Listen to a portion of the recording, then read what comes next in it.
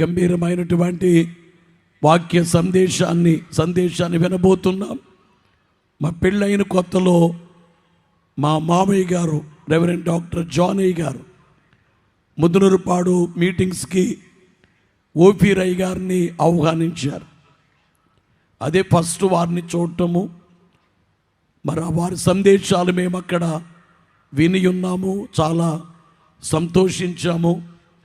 వారు చక్కటి గాయకులు, వారి పాటలు మన మెసేజ్ ముందు పాట పాడమని కోరుచుండేవారు. మా నలుగురు బావగారులు కూడా చాలా ఇష్టపడి పాటలు పాడించుకునేటువంటి రీతి.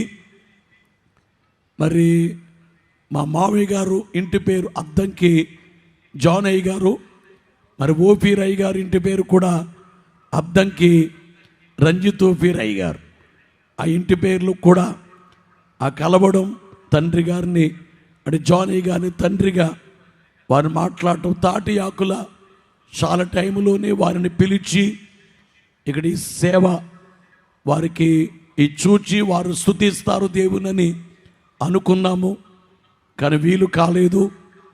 మరి గతించిన కాలములో వారొక ప్రత్యేకమైన పని కొరకు సంతకాలు సేకరిస్తుండగా ఆ వీడియో చూచి మనము కూడా సైన్ చేసి పంపిద్దామని తెలియచేయటం జరిగింది. మరి నన్ను రమ్మంటే ఎప్పుడైనా వస్తామంటే నేనే ఫోన్ చేశాను, అయ్యా సభలకు రండి, ఆ పేపర్స్ మీ చేతికి అందిస్తాము, మీరు సందేశం ఇవ్వండి అని తెలియచేయటం జరిగింది. అందరూ ఒకసారి లేచి నిలబడదాము, ఒక గీతాన్ని పాడి అయ్యగారు సందేశాన్ని ఇవ్వాలని తెలియచేస్తూ ఉన్నాము. ఈ సమయంలో అపోస్తలులు అద్దంకి రంజిత్ ఓపీ రై గారిని ఆ యొక్క పాట మధ్యాహ్నం చాలా చక్కటి పాట పాడారు, చక్కగా పాడారు. ఈ సమయంలో కూడా పాట పాడి వారు చాలా మరి ఎన్నో ప్రాంతాల్లో సంచరించి పనిచేసిన వారు. అందుకనే వారు అలసిన దేహమును బట్టి అంటే దేవుడు అనారోగ్యం వస్తే స్వస్థపరిచారు. వారు కూర్చుని సందేశం ఇస్తారు. పెద్దవారు గమనించాలని తెలియచేస్తూ ఉన్నాను. ఈ సమయంలో సందేశాన్ని ఇవ్వవలసినదిగా ఓపీ రై గారిని ఆహ్వానిస్తారు. పాట కూడా పాడతారు. బోలో యేసు మహారాజుకు దేవునికే మహిమ కలుగును గాక.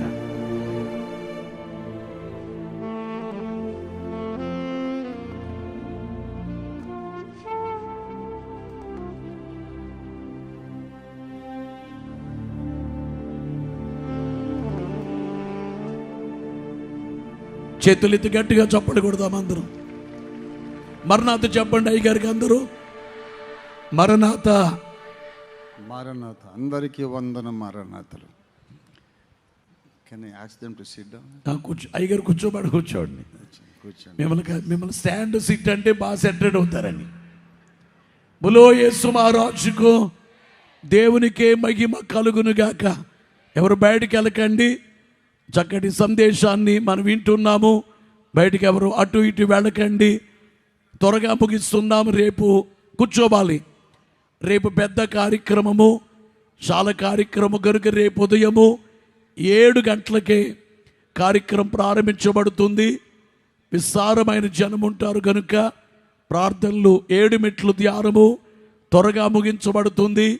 ఆశీర్వాద భోజనాలు చేసి వెంటనే ప్రేయర్స్, ప్రత్యేకమైన ప్రార్థనలు 3 దినముల నుండి ఉన్నటువంటి వారందరికీ కూడా రేపటి దినమందు ప్రత్యేక ప్రార్థనలు, చిన్నపిల్లలకి నామకరణ, అలాగే వాహనముల కొరకై ప్రార్థనలు, దెయ్యాలు వెళ్ళగొట్టే ప్రార్థనలన్నీ కూడా జరిగించబడతాయని మీరు ఎరిగిన వారే గనుక త్వరగా ఈ కార్యక్రమాన్ని ముగిస్తాం. అయ్యగారు పూర్తి టైం అయ్యగారికి ఇస్తున్నాం.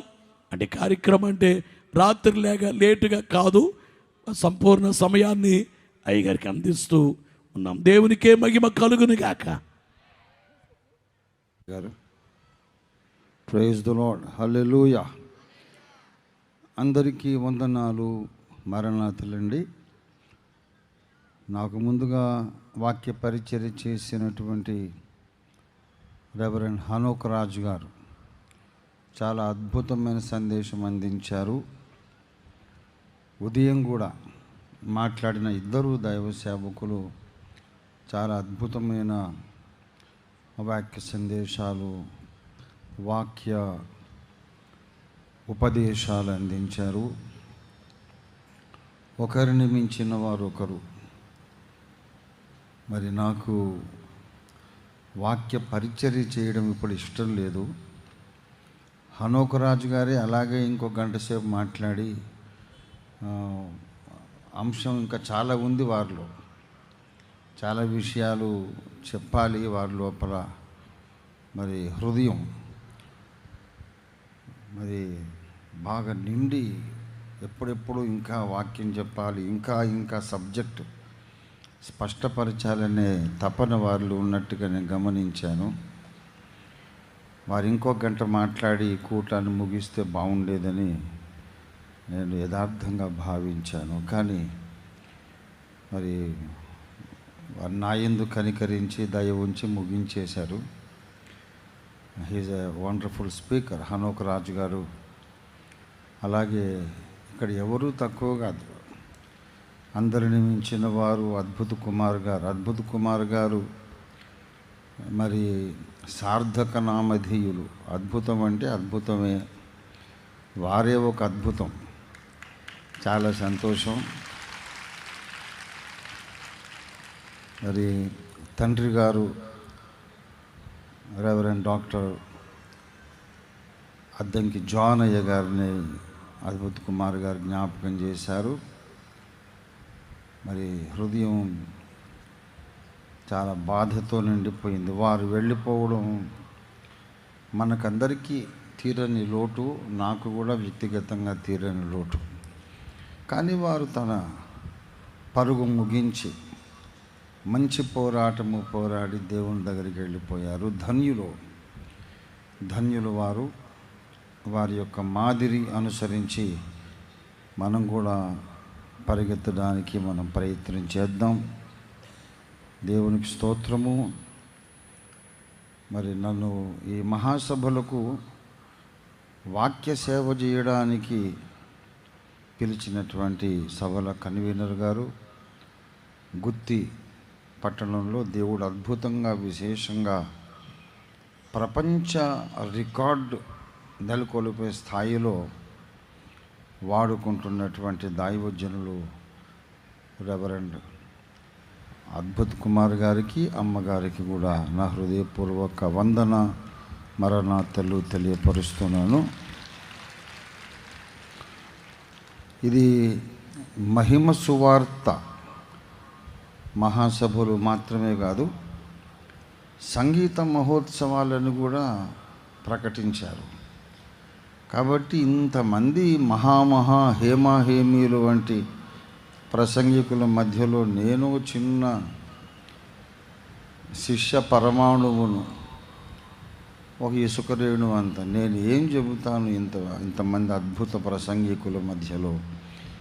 ఎలాగూ సంగీత మహోత్సవమే కాబట్టి అద్భుతమైనటువంటి సంగీతకారులు ఇక్కడ ఉన్నారు. నేను అనుకుంటా నా జీవిత కాలంలో నేను చూసినటువంటి సంగీతకారులలో వీరు ద బెస్ట్ మ్యూజిషియన్స్, ఎక్సలెంట్గా వాయిస్తున్నారు. అయ్యా, మిమ్మల్ని శ్లాఘించడానికి కూడా నేను సరిపోనేమో, ఎక్సలెంట్గా వాయించారు. Thank you very much.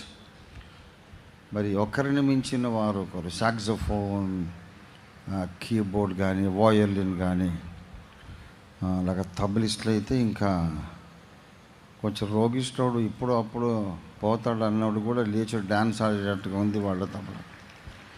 దేవునికి స్తోత్రము. హల్లెలూయా. మరి ఎక్కువ నేను వాక్యం చెప్పను, నాకు బాగా గుర్తుంది. మధ్యాహ్న కాలము పెద్దయ్య గారు ప్రకటించారు, 10 గంటల లోపుగానే కూటం ముగించేస్తామన్నారు.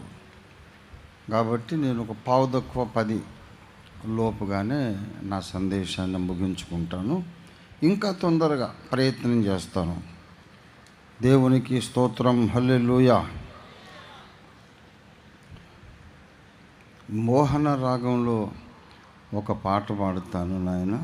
B major, B for Bombay, B major ఇవ్వండి.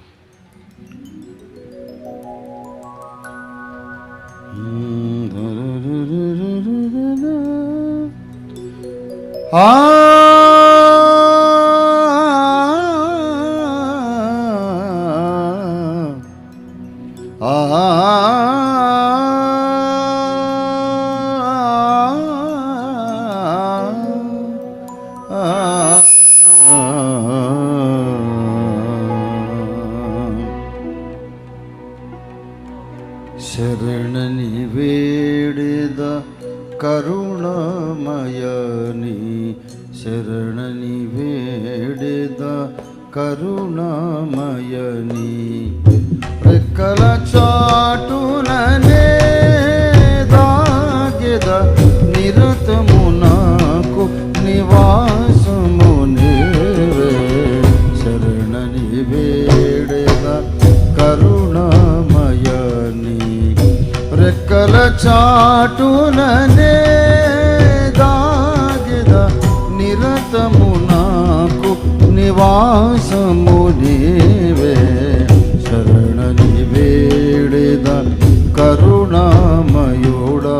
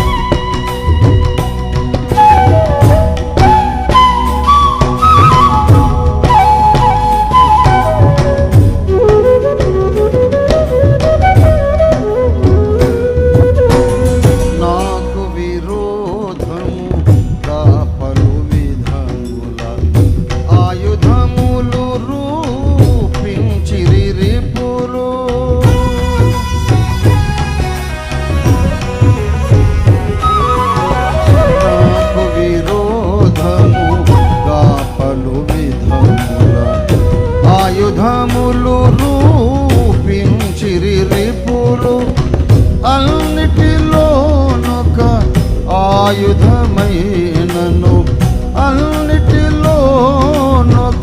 ఆయుధమైనను, వర్ధిల్లదు నీ కృపణను గావగా, శరణని వేడెద కరుణామయని, రెక్కల చాటుననే దాగెద నిరతము నాకు నివాసము నీకే, శరణని వేడెద కరుణామయని.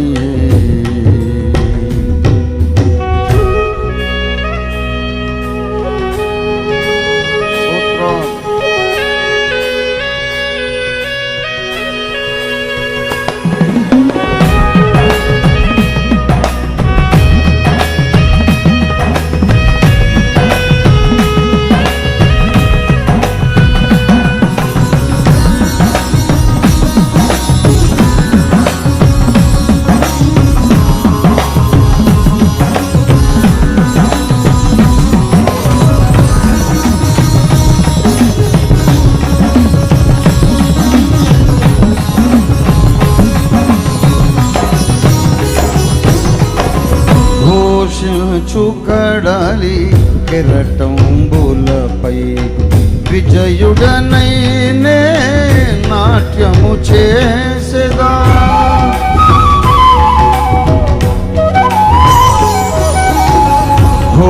ఘోషించుకడలి కెరటంబులపై విజయుడనై నే నాట్యము చేసెదా, నీవు వెరపోవచ్చు లోకము చూడగా, నీవు వెరపోవచ్చు లోకము చూడగా, స్తుతి పాడేదని ధన్య చకోరినై, శరణని వేడెద కరుణామయని, రెక్కల చాటుననే దాగెద నిరతము నాకు నివాసము నీవే.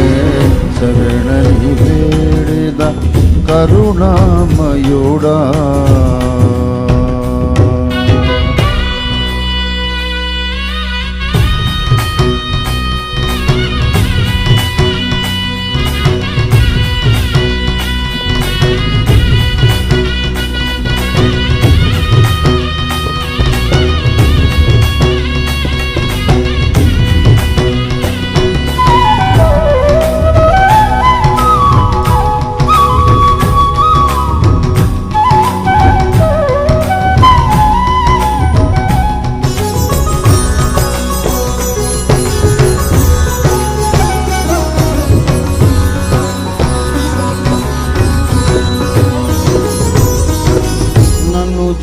చీల్చగోరు చుప్పెను దండు వరదవలే భీకరముగరాగా.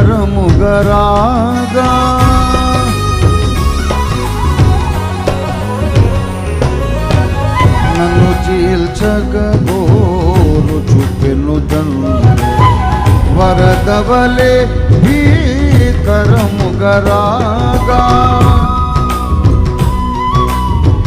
అమ్మ కన్న కమ్మని నీ ఓడిలో, అమ్మ కన్న కమ్మని నీ ఓడిలో నెమ్మది నొందుచు ఓదిగేదనయ్యా.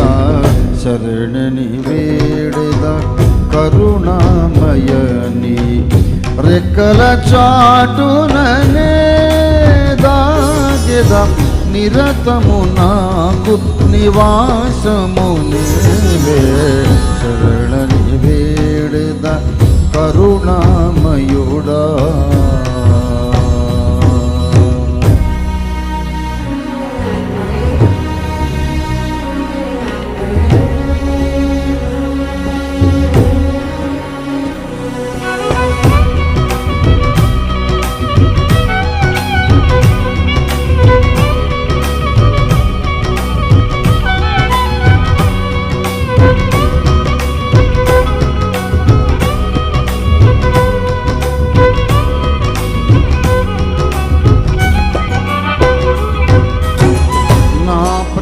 దోషము కొరకును దండన సిలువలో పొందిన ప్రియ యేసయ్యా.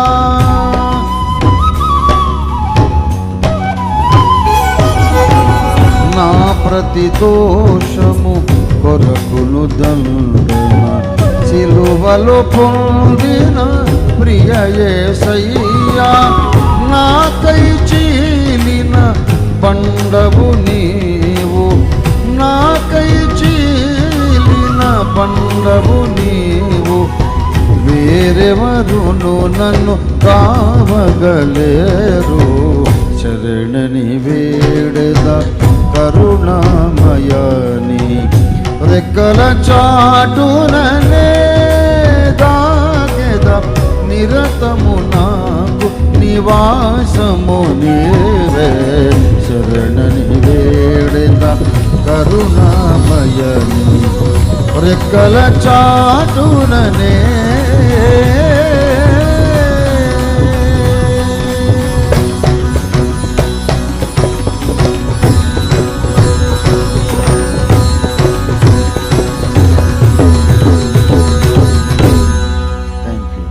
Thank you brothers for the wonderful accompaniment. సోదరులు అద్భుతంగా సంగీతం వాయిస్తుంటే పాటకి ఇంకో 5 చరణాలు ఉంటే బాగుండి అనిపించింది నాకు. అంత బాగా వాయించారు. వారికి నిండు కృతజ్ఞతలు. ప్రియులారా, వాస్తవం చెబుతున్నాను. నేను అసలు ఏం ప్రసంగం చేయాలో నాకు తెలియకుండానే ఇక్కడికి వచ్చాను. 46 ఏళ్ళ నా సేవా జీవితంలో 1980లో నేను సేవకు వచ్చాను. 46 ఏళ్ళ సేవా జీవితంలో ఎప్పుడు ఇదే పరిస్థితి.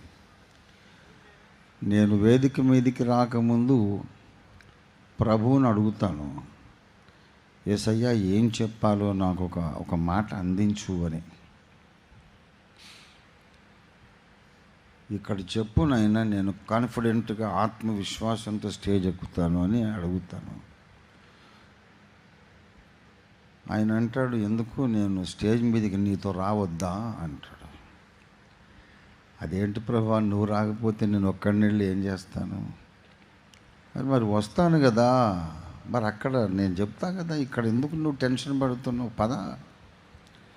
అబ్రహాము ఎక్కడికి వెళ్ళాలో తెలియకుండానే బయలుదేరాడు. నేనేమో ఏం చెప్పాలో తెలియకుండానే ఇక్కడికి బయలుదేరా. అది మొదటి నుండి 46 సంవత్సరాల అనుభవం. అయితే ఒక తృప్తి మాత్రం ఉంది, ఒక టెన్షన్ ఉంటుంది ఎప్పుడు కూడా. ఏం చెప్తాను ప్రభువా, నా మీద పెద్ద ఎక్స్పెక్టేషన్తో ఆయన సీనియర్ బోధకుడు, మరి దైవజనుడు అని గొప్ప గొప్ప మాటలు నన్ను గురించి దయతో చెబుతారు. ఒకవేళ ప్రసంగం తుస్సుమంటుందేమో, నా పరువు పోతుందేమో ప్రభువా అని టెన్షన్ మీదనే ఉంటా. కానీ ఒక తృప్తి ఏంటంటే, నేను అనుకున్నది కాదు, ఆయన అనుకున్నది చెప్తున్నా అనే ఒక తృప్తి. ఆయన నడిపించిన ప్రకారమే మాట్లాడుతున్నాను అనే ఒక తృప్తి మాత్రమే నాకు మిగిలింది. అందరూ ప్రసంగికులు ఇలా ఉండాలని నేను చెప్పట్లేదు, ఇది నా అనుభవం. కృపావరములు నానా విధములు, అలాగే మరి ప్రసంగికుల అనుభవాలు కూడా నానా విధాలు. దేవుని ప్రజలారా, మరి నేను ఈ మాటలు చెప్పొచ్చునో లేదో అనుకున్నాను, కానీ అయ్యగారే ప్రస్తావించారు గనక దోషం కాదనుకొని చెప్తున్నా. నేను వచ్చిన పని వేరు. భారతదేశంలోని దళితులందరూ మరి యేసు ప్రభువును అంగీకరించినా కూడా వారికి ఇంతకు ముందున్న హక్కులు అన్నీ వారికి చెందాలి, ఏది తీసేయొద్దు అనే ఒక విన్నపం ప్రభుత్వం ముందుకు తీసుకెళ్ళాలని నేను ఒక ఉద్యమం చేపట్టాను. మరి ప్రభుత్వమే మనకు మరి ఒక తండ్రి వంటిది. ఇప్పుడు మనకందరికీ ప్రధానమంత్రి గారు, గౌరవ ప్రధానమంత్రి నరేంద్ర మోడీ గారు, ఆయన మనకు తండ్రి లాంటోడు. ఏదన్నా కష్టం వస్తే తండ్రికే చెప్పుకుంటాం. చెప్పకపోతే ఎట్లాగా, అడగకపోతే అమ్మైనా పెట్టదు. కనుక వారు మనకు మరి పరిపాలకులు, దేవుడు నియమించినది తప్ప వేరే అధికారం ఏది లేదు. కనుక వారిని ప్రధానమంత్రిగా దేవుడే పెట్టాడు. కాబట్టి వారి ముందుకు ఒక విన్నపం తీసుకెళ్తున్నాం. అయ్యా, ప్రభు నమ్మక ముందు మమ్మల్ని ఊళ్ళల్లో అంటరా నోడా అన్నారు, నమ్మిన తర్వాత కూడా అంటరా నోడా అని అంటున్నారు. నమ్మక ముందు మేము అదే పూరి గుడిసెలో ఉంటున్నాం, చిన్న ఇంట్లో ఉంటున్నాం. ప్రభుని నమ్మి 25 ఏళ్ళు 30 ఏళ్ళైనా మా ఇల్లు అలాగే ఉంది. కాబట్టి మమ్మల్ని బీదవారుగా, అణిచివేయబడ్డ వాళ్ళుగానే చూసి కాస్త కనికరం చూపండి, రిజర్వేషన్లు మాకు తీసేయకండి. ఏ మతం నమ్మితేనేమి, ఏ మతంలో ఉన్నా అంటరాని వాళ్ళుగా ఎంచబడ్డ వాళ్ళు అంటరాని వాళ్ళుగానే ఉంటున్నారు. గనక దయచేసి దళితులకు స్వేచ్ఛ ఇవ్వండి. వాళ్ళకి ఇష్టమైతే యేసుని నమ్ముకుంటారు, లేకపోతే అసలు దేవుడే లేడు అంటారేమో, ఏ దేవుడినన్నా నమ్ముకుంటారు. అయినా ఊర్లో వాళ్ళైతే వాడిని చిచి అంటానే ఉన్నారు, చిపో అంటున్నారుగా. గనుక దయచేసి దీనులైనటువంటి అణిచివేయబడ్డ దళిత ప్రజలకు కాస్త మీరు సహకారం అందించండి అని ఒక తండ్రికి ఒక చిన్న బిడ్డ చెప్పుకున్నట్టుగా ప్రభుత్వం ముందుకు ఒక విన్నపం తీసుకెళ్తున్నాం. దాని కొరకు కొన్ని లక్షల సంతకాలు సేకరించాలి అని సమకట్టాం. ముందు 1 లక్ష అన్నాను, కానీ అంతకంటే ఎక్కువే నంబర్ పెరిగిపోయింది. ఆల్రెడీ 2-3 లక్షలు దాటింది. అయితే దైవజనులు మరి రెవరెండ్ అద్భుత్ కుమారయ్య గారు, వారిని నేను రిక్వెస్ట్ చేయకుండానే ఆన్లైన్ యూట్యూబ్లో నా ప్రకటన విని వారు ఎంతో ప్రేమతో వారే నాకు ఫోన్ చేసి చెప్పారు, అయ్యగారు నేను కూడా సహకరిస్తాను, ఇది మంచి పోరాటం లేక మంచి ప్రయత్నం, పోరాటమేం కాదు ప్రయత్నం. ప్రభుత్వ పెద్దలకు మన బాధ చెప్పుకోవాలి కదా. కాబట్టి జస్టిస్ కేజీ బాలకృష్ణన్ కమిషన్ అనేది ఒకటి ఇప్పుడు ఉంది. వాళ్ళు అభిప్రాయాలు సేకరిస్తూ ఉన్నారు. ఆయన ముందుకు వెళ్తాం, అయ్యా స్వామి మా పరిస్థితి ఏం మారలేదు, దయచేసి మమ్మల్ని బీదలుగా అణిచివేయబడ్డ వాళ్ళుగా మీరు చూసి కనికరించండి అని ఒక విన్నపం తీసుకెళ్తాం. ఆ మేరకు కవరింగ్ లెటర్ రాశాము. దాని మీద ఆల్రెడీ చాలా లక్షల సంతకాలు అయిపోయినాయి. అయ్యగారు కూడా నేను కూడా నా వల్ల అయినంత వరకు పెట్టిస్తానన్నారు. అయితే నాకు అద్భుత్ కుమార్ గారంటే చాలా ఇష్టం. అదొక సీక్రెట్ చెప్తున్నా మీకు. నేను ఎందుకో ఇష్టం. ఫస్ట్ నేను ముదునూరుపాడులో వారిని చూసినప్పటి నుంచి వారంటే నాకు చాలా ప్రేమ ఏర్పడింది. వారు యథార్థవంతులు, ముక్కుసూటి మనిషి, ముందు ఒకలాగా వెనుకొకలాగా ఉండేవాడు కాదు. ఒక్క మాటలో చెప్పాలంటే అద్దంకి జానయ్య గారికి ఖచ్చితంగా తగిన అల్లుడు ఆయన. జానయ్య గారు ఎటువంటి మనస్తత్వమో అద్భుత్ కుమార్ గారు కూడా అలాగే డైరెక్ట్గా స్ట్రేట్ ఫార్వర్డ్గా ఎవరిని విమర్శించరు, ఎవరిని బాధ పెట్టరు. తమ హృదయంలోని దేవుడుంచిన భారాన్ని మాత్రం నమ్మకంగా నెరవేరుస్తారు. వాళ్ళిద్దరూ నాకు చాలా ఇష్టం, జానయ్య గారు, అద్భుత్ కుమార్ గారు. ఎందుకంటే నేను మన తండ్రి గారు ముంగుమూరు దేవదాసయ్య గారికి ఏకలవ్య శిష్యుణ్ణి. అంటే నేను పుట్టి కాస్త జ్ఞానం వచ్చేసరికి అయ్యగారు దేవుని దగ్గరికి వెళ్ళిపోయారు. లేకపోతే నేను దేవదాసయ్య గారి దగ్గర అవకాశం ఉంటే ఆయన కాళ్ళు బెసుక్కుంటూ ఉండేవాడిని. ఎప్పుడు అదే కలలు కంటుంటాను నేను. అంత గొప్ప దైవజనుడు ఆయన. వారు నాకు అత్యంత ఇష్టలైనటువంటి దైవజనులు. వారు నాకు ఎలా పరిచయం అయ్యారో అంటే అసలు వారి గురించి ఎలా నాకు తెలిసిందనేది పెద్ద సాక్ష్యం. ఇప్పుడు టైం సరిపోదు, ఇతర సందర్భాల్లో చెప్పాను, ఇంటర్నెట్లో ఉంది.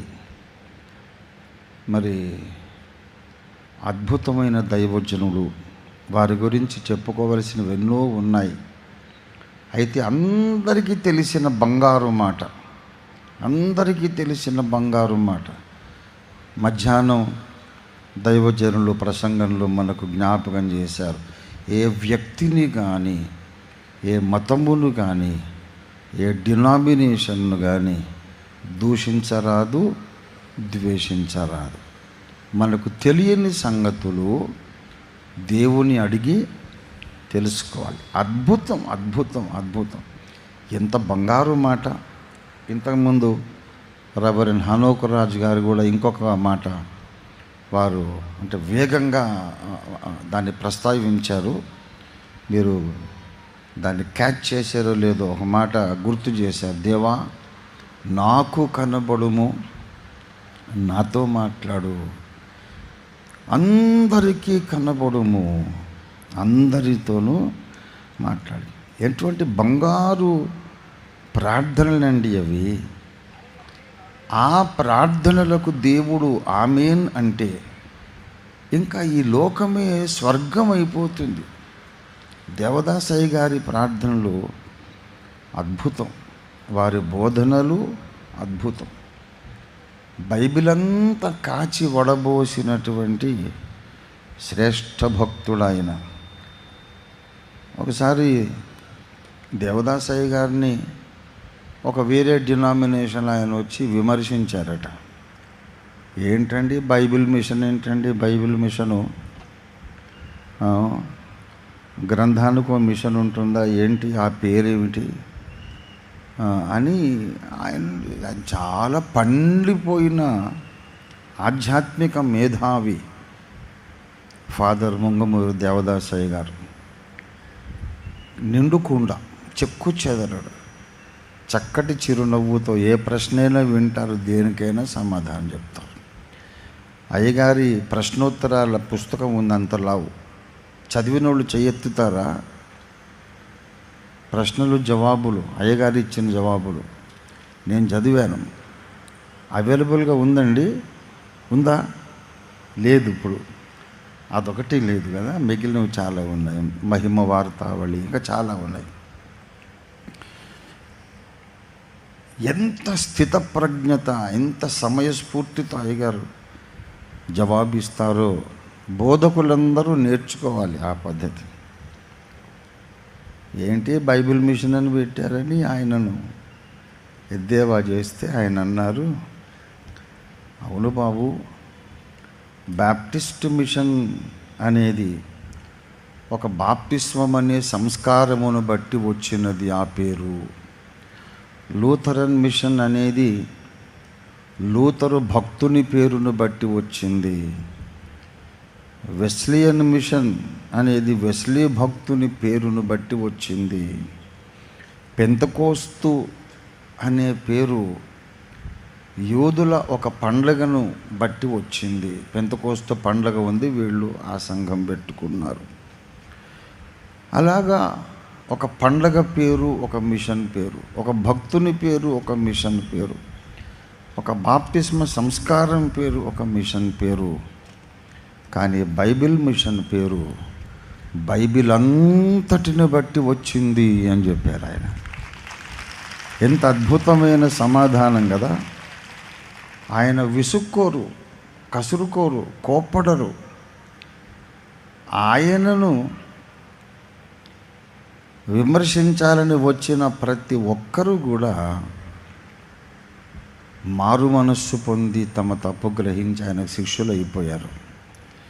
కనుక తండ్రి గారు ముంగమూరు దేవదాసయ్య గారు నిరంతరము నా జ్ఞాపకాల్లో ఉంటారు. చిరస్మరణీయులు వారు. నీతిమంతుని జ్ఞాపకం చేసుకొనుట ఆశీర్వాదకరం అనే మాట అయ్యగారి విషయంలో 100కి 100%, 1000% వాస్తవం. ఉదయం ఆ పుస్తకాలన్నీ అయ్యగారు పరిచయం చేస్తుంటే చాలా మహదానంద పడిపోయాను. నేను కూడా ఓ సెట్ కొనుక్కెళ్తాను. లోగడ చాలాసార్లు కొన్నాను, మళ్ళీ వాళ్ళకి ఇచ్చేసేయడం. మరి 7 మెట్ల సన్నిధి మెట్లు, 7 మెట్ల ధ్యాన వివరాలు కొంతమందికి చెప్పినప్పుడు ఇది ఎక్కడుందండి నాకు కావాలంటే చాలామందికి ఇచ్చేశారు. అలాగా అనేకమైన అద్భుతమైన రచనలు పరిశుద్ధాత్మ దేవుడే వారి ద్వారా జయించారు. ఈ సభలను కూడా చూస్తే మైక్ సిస్టమ్ కానీ, మ్యూజిక్ కానీ, సింగింగ్ కానీ, వాక్య పరిచర్య కానీ, గ్రౌండ్ అరేంజ్మెంట్స్ కానీ ఎక్కడ నాకు లోపము కనబడలేదు. అందుకనే నేను ఏమనుకుంటున్నానంటే, దేవుడు దేవదాసయ్య గారికి బయలుపరిచిన బైబిల్ మిషన్ అని కదా మన క్యాప్షన్. దేవుడు దేవదాసయ్య గారికి బయలుపరిచిన బైబిల్ మిషన్ అని చెప్పినట్టు ఆ దేవుడే స్వయాన దిగివచ్చి నిర్వహిస్తున్న మహాసభలు ఈ మహిమ సువార్త మహాసభలు అని నేను వ్యక్తిగతంగా అనుభూతి చెందాను. దేవునికి స్తోత్రం. ఇంకా ఒక 10 రోజులు ఇట్లాగే ఉండి అయ్యగారుల ప్రసంగాలు విని వెళ్ళాలి అని నాకు చాలా ఆశగా ఉంది. మరి ఎప్పటికైనా ప్రభువు నాకు అవకాశం ఇస్తే నేను మీలో ఒకటిగా కూర్చుంటా. దైవజనులు వాక్యం చెప్పాలి, మీతో పాటు నేను ఏ గుర్తింపు లేకుండా, ఎవ్వరూ నన్ను గుర్తుపట్టకుండా అక్కడెక్కడో కూర్చొని వాక్యం వినాలని నాకు చాలా ఆశ ఉంది. ప్రియులారా, మరి నేరుగా దేవుని వాక్యంలోనికి వెళ్ళి చాలా కొద్దిసేపే నేను మీతో వాక్యాన్ని పంచుకుంటాను. దేవునికి స్తోత్రం, హల్లెలూయా. దేవుని పరిశుద్ధ వాక్యంలో నుండి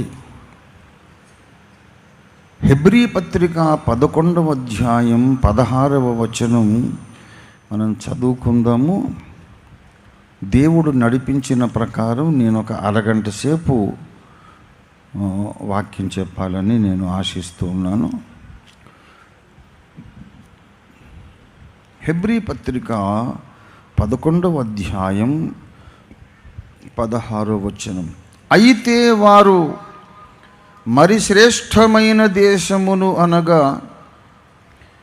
పరలోక సంబంధమైన దేశమును కోరుచున్నారు. అందుచేత తాను వారి దేవుడనని అనిపించుకొనుటకు దేవుడు వారిని గూర్చి సిగ్గుపడడు. ఏలయనగా ఆయన వారి కొరకు ఒక పట్టణము సిద్ధపరచి ఉన్నాడు. దేవుడి వాక్యమును మన వినికిడిలో, మన ధ్యానంలో ఆశీర్వదించినట్లు కండ్లు మూసుకొని ఆత్మనేత్రాలు తెరుచుకొని మన మధ్యలో సంచరిస్తున్నటువంటి పునరుద్ధానుడైన నజరేయుడైన యేసయ్యను మన ఆత్మనేత్రాలతో దర్శిస్తూ చిన్న ప్రార్థన చేసుకుందాం. ప్రియులారా, దయచేసి ఏకీభవించండి. మిక్కిలి ప్రేమామయుడమైన మా పరిశుద్ధ పరలోకపు తండ్రి, నీకు స్తోత్రములు చెల్లిస్తున్నాము. విశ్వరాజా, మా హృదయ రాజా, నీకు వందనాలు. స్వామి, ఈ యొక్క గుత్తి పట్టణంలో అద్భుతముగా ఈ మహిమ సువార్త మహాసభలు మీరే నిర్వహించుచున్నటువంటి అద్భుత విధానము కొరకు నీకు వందనాలు. మీ దాసుడైనటువంటి మీ దీన సేవకులు రెవరెండ్ అద్భుత కుమార్ గారిని తల్లి గర్భములో వారు రూపించబడక మునిపే మీరు ఎరిగిన వాడవై, పిలిచిన వాడవై తండ్రి, నీ నిర్ణయ కాలమందు వారిని స్వతంత్ర వ్యక్తిగా జన్మింపజేసి వారిని బాల్యము నుండి ప్రభువా రక్షణార్థ జ్ఞానములో పెంచి వారికి చక్కనైన సాటి అయిన, నిజమైన సాటి అయిన సహాయాన్ని మీరు అనుగ్రహించి ఇద్దరు దైవజనుల కుటుంబాల యొక్క ఆశీస్సులతో కని విని ఎరుగని ఒక అద్భుతమైన పరిచర్య భారతదేశములోకెల్లా ఒక విస్తారమైన విశాలమైనటువంటి మందిరాన్ని, సంఘాన్ని కట్టే పరిచర్య వారి ద్వారా జరిగిస్తూ ఉన్నారు. తండ్రి, నీకు స్తోత్రాలు. ఇది మానవుని వలన కలిగినది కాదు దేవా, ఇది నీ కార్యమని మేము గ్రహించి దీన్ని స్తుతించి ఆరాధిస్తున్నాం. ఈ మహాసభలలో అల్పుడనైన నన్ను మీరు ఎందుకో ప్రభువా వాక్య సేవ కొరకు ఇక్కడ కూర్చుండబెట్టినారు. నాకేదో తెలుసని, నేను ఏదో చెబుతానని కాదు ప్రభువా, నన్ను కూడా మరుగు చేసి, నన్ను కూడా సమాజంలో ఒక్కనిగా చేసి నాయన దేవా, మా తండ్రి గారు ప్రార్థించినట్లు దేవా నాతో మాట్లాడుము, అందరితోనూ మాట్లాడుము దేవా, నాకు కనబడుము, అందరికీ కనబడుమని నీ చిత్తము మాకు తెలియపరచమని యేసు పరిశుద్ధ నామంలో స్తుతించి ప్రార్థిస్తున్నాం తండ్రి. ఆమేన్, ఆమేన్, ఆమేన్. ప్రభువునందు నాకు అత్యంత ప్రియులారా, చదవబడిన లేఖన భాగాన్ని మనం గమనించి చూసినట్లయితే దేవుడు తన్ను తాను పరిచయం చేసుకుంటూ ఉన్నాడు. నేను వారి దేవుడను, నేను వారి దేవుడను. ఎందుకు పరిచయం చేసుకోవాలి అంటే, దేవుడు అనగానే ఆయన ఎవరో, ఎలా ఉంటాడో, ఆయన స్వభావం ఏమిటో, స్వరూపం ఏమిటో ఎవ్వరికీ తెలియదు. దేవుడు దేవుడు దేవుడు అనే మాట అందరూ వాడుతుంటారు, కానీ ఆయన ఎలా ఉంటాడో ఎవరికీ తెలియదు. ఆయన అగోచరుడు అని బైబిల్లో వ్రాయబడింది. ఆయన అదృశ్యుడు, ఇది మన అనుభవంలో మనకు తెలుసు. దేవుడు కనబడడు. అందుచేత చాలామంది దేవుడు లేడేమో అనే సందేహంలో పడిపోయారు. కొంతమంది దేవుడు లేడు అనే తీర్మానానికి కూడా వచ్చేశారు. వారిని నాస్తికులు అంటారు. చాలామంది దేవుడు లేడని వాదించే వారిని మనం చూస్తూ ఉంటాం. కానీ దేవుడు ఉన్నాడని నమ్మి ఆయన కొరకు జీవించి ప్రాణములర్పించిన వాళ్ళు, దేవుడనే భావన కొరకు, దేవుడనే నమ్మకం కొరకు, తాము నమ్మిన ఇష్టదైవం కొరకు ప్రాణాలు అర్పించిన వాళ్ళు అన్ని మతములలో ఉన్నారు. దేవుడనే భావన చాలా ప్రియమైనది. వాల్టైర్ అనే ఒక ప్రపంచ తత్వశాస్త్రవేత్త ఏమన్నాడంటే, దేవుడు లేడు అనేది గనుక ఒకవేళ వాస్తవమైతే అంతకన్నా విషాదం ఇంకొకటి లేదు. దేవుడు లేడనేది నిజమైతే అంతకన్నా గుండె బద్దలైపోయే విచారము ఇంకొకటి లేదు. ఒకవేళ లేకపోతే మనం అందరం కష్టపడి ఎలాగైనా ఒకడిని తయారు చేసుకోవాలన్నాడు ఆయన. మనందరం కలిసి ఒక దేవుణ్ణి చేసుకోవాలి. మనకు వీ నీడ్ వన్ గాడ్ అంటే ఆ గ్యాప్ అలాగా ఉండకూడదు. ఉండాలి దేవుడు ఉండాలి. మనం కష్టములో ఉన్నప్పుడు ఆదుకోవడానికి మనకు మించిన ఒక శక్తిమంతుడు ఉండాలి. మనం అజ్ఞానములో అయోమయములో తడబడుచున్నప్పుడు దారి చూపడానికి సర్వజ్ఞుడొకడు ఉండాలి. మనకు మించిన సమస్యలలో మనం నలిగిపోతున్నప్పుడు చేయి చాచి మనల్ని పట్టుకొని పైకి లేవనెత్తి ఆదరించి ఓదార్చడానికి ఒకడు ఉండాలి. చాలాసార్లు మన సమస్యలు మన తలకు మించిపోతాయి, మన శక్తికి మించిపోతాయి. మరి మనకు మించిన వాడు ఒకడు లేకపోతే ఎలాగా? అదే వాల్టైర్ అన్నమాట. If there is no God, this is the saddest thing in the universe. ఉండాలి, లేకపోతే ఎలాగా అన్నాడు ఆయన. కానీ మనకు తెలుసు, అంత బాధపడొద్దు వాల్టైర్ గారు. దేవుడు ఉన్నాడు. బైబిల్ మొదలు కావడమే ఆదియందు దేవుడు భూమ్యాకాశములను సృజించను. దేవుడు ఉన్నాడా లేడా అనే ప్రశ్నకు బైబిల్లో తావు లేదు. ఆ ఉన్న దేవుడు ఏం చేశాడో చెబుతూ బైబిల్ మొదలవుతుంది. దేవునికి స్తోత్రం కలుగును గాక. ప్రభునందు ప్రియులారా, ఆ అగోచరుడైన దేవుడు మరి మనకు కనపడడు. ఎందుకు కనపడడు అనేది ఒక ప్రశ్న. చాలామంది అడుగుతారు, దేవుడు ఉంటే తీసుకొచ్చి నాకు చూపించు అంటాడు. ఆ ప్రశ్న అడిగిన వాళ్ళు చాలా తెలివిగా మాట్లాడుతున్నాం అని అనుకుంటారు. కానీ కొంచెం ఆలోచన చేయాలి, ఆలోచించాలి. దేవుణ్ణి చూపించు అంటున్నామంటే అర్థం ఏంటో తెలుసా? నక్షత్రములను చేసిన వాణ్ణి చూపించు, సూర్యుణ్ణి చేసిన వాణ్ణి చూపించు. ఎలా చూస్తావు బాబు? ఒక నక్షత్రాన్ని దగ్గరికి వెళ్ళి చూడలేం. ఒక సూర్యుడిని, మన భూమి ఎవరు చుట్టూ తిరుగుతూ ఉందో ఆ సూర్యుడిని మనం కళ్ళారా చూడలేం. మిట్ట మధ్యాహ్నం కన్నార్పకుండా అలాగా చూడలేం మనం. మరి ఒక సూర్యుడినే చూడలేము కదా. ఈ సూర్యుని కంటే అనేక రెట్లు పెద్దవైన నక్షత్రాలు కోటాను కోట్లున్నాయి విశ్వంలో. అవన్నిటినీ దేవుడు తన వాక్కు చేత సృష్టించినాడు. కలుగునుగాక అంటే దేవుని నోట్లో నుండి నిప్పురవ్వల్లాగా కోట్ల నక్షత్రాలు వచ్చేసాయి. మరి ఆయన వెలుగెంత? ఆయన నోట్లో నుంచి వచ్చిన నిప్పురవ్వల వెలుగే మనం తట్టుకోలేకపోతుంటే మరి ఆ దేవుని ప్రకాశము తేజస్సు ఎంత గొప్పది!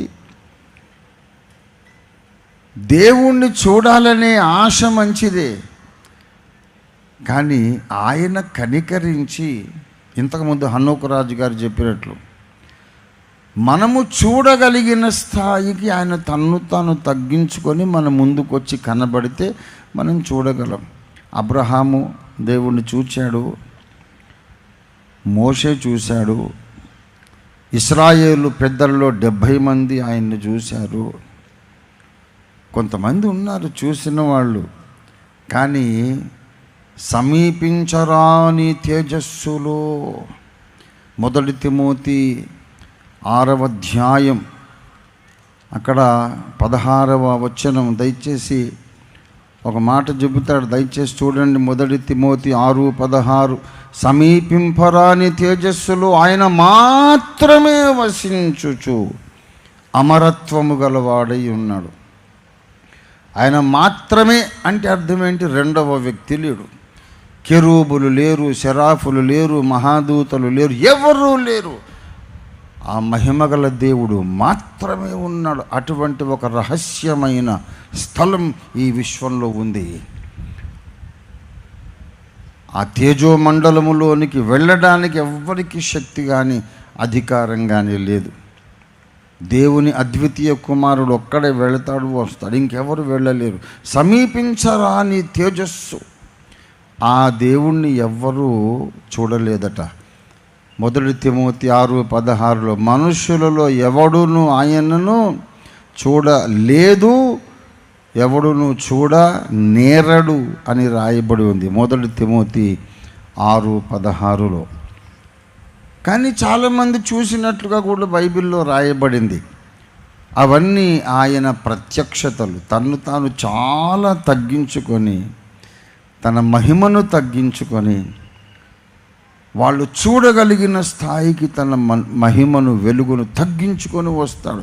దేవుడు సంపూర్ణ మహిమలో దర్శనమిస్తే అగ్నికి దోమలు కాలిపోయినట్టు మనుషులు కాలిపోతారు. కనుక దేవుడు మనకు కనబడడు.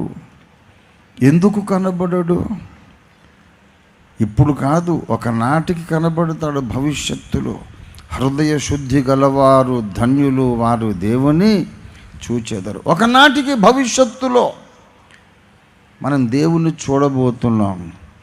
ప్రస్తుతం మాత్రం మనం ఎవరిని ప్రేమిస్తున్నాము, ఎవరిని సేవిస్తున్నామంటే, మనము చూడని దేవుణ్ణి మనం ప్రేమిస్తున్నాము, మనము చూడని దేవుణ్ణి మనము సేవిస్తున్నాము, ప్రకటిస్తున్నాము. 1 పేతురు పత్రిక 1వ అధ్యాయం 8వ వచనం, మీరాయనను చూడకపోయినను ఆయనను ప్రేమించుచున్నారు, ఇప్పుడు ఆయనను కన్నులార చూడకయే విశ్వసించుచు మీ విశ్వాసమునకు ఫలమును అనగా ఆత్మరక్షణను పొందుచు చెప్పన శక్యమును మహిమాయుక్తములైన సంతోషము గలవారై ఆనందించుచున్నారు.